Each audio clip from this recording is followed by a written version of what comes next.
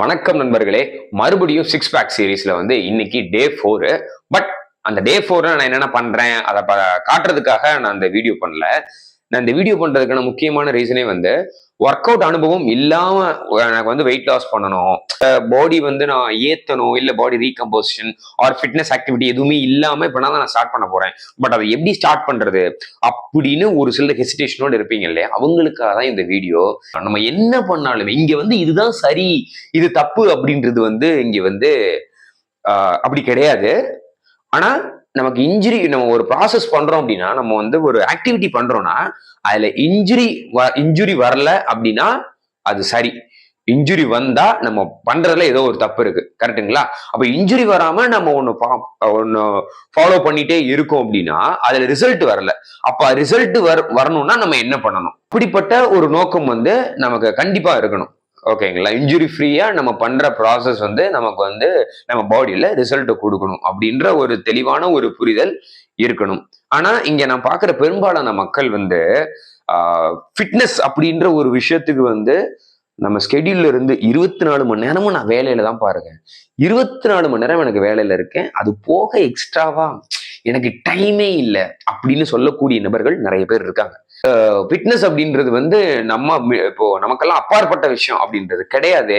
இப்ப நம்ம கூட நம்ம அப்பா அம்மா, நம்ம கூட பிறந்தவங்க, நம்ம ஃப்ரெண்ட்ஸ், நம்ம ஒய்ஃப், நம்ம பிள்ளைங்க, ஸோ இந்த மாதிரி யாரு வேணா கூட வருவாங்க மாட்டாங்க. ஆனா கடைசி வரைக்கும் நம்ம பிறந்ததுல இருந்து நம்ம சாகுற வரை கூடயே வர்றது நம்ம பாடி தான். ஸோ அந்த பாடியை பத்தி நீங்க யாரை புரிஞ்சுக்கிறீங்களோ இல்லையோ, நம்ம பாடியை பத்தி நம்ம கண்டிப்பா புரிஞ்சுக்கிட்டு தான் ஆகணும். அதுக்கு என்ன தேவை, அதை நம்ம எப்படி ட்ரெயின் பண்ணா நம்ம ஹாஸ்பிட்டலுக்கு தண்டம் கட்டாம நம்ம ஹெல்த்தியா வாழலாம்.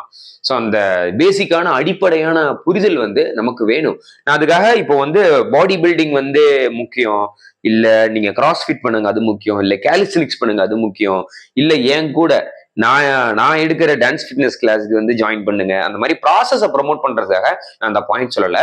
உங்களுக்கு எந்த ப்ராசஸ் பிடிக்குதோ நீங்க ஜாலியா அதை செலிப்ரேட் பண்ணி நீங்க பண்ணணும்.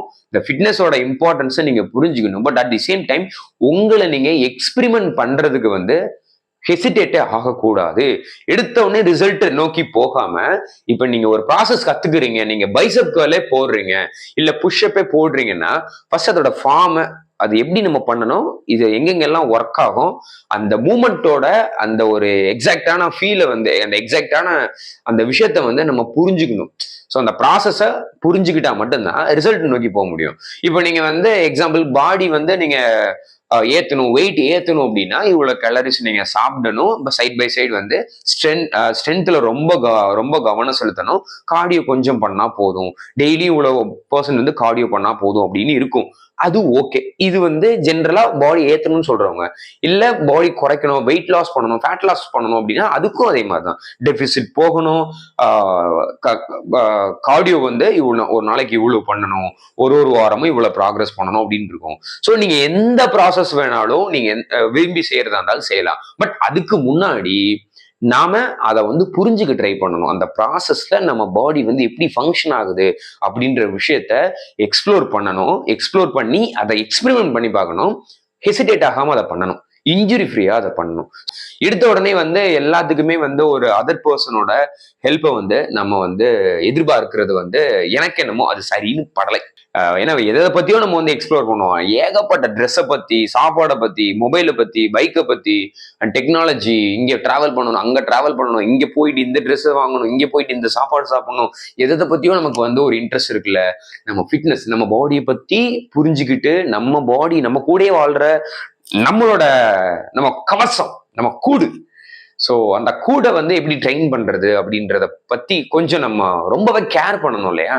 ஸோ அதுக்காக தான் இந்த பதிவை நான் மேற்கொண்டிருக்கேன். மறுபடியும் சொல்றேன், நீங்க என்ன ப்ராசஸ் வேணா பண்ணலாம், தட்ஸ் யுவர் விஷ்.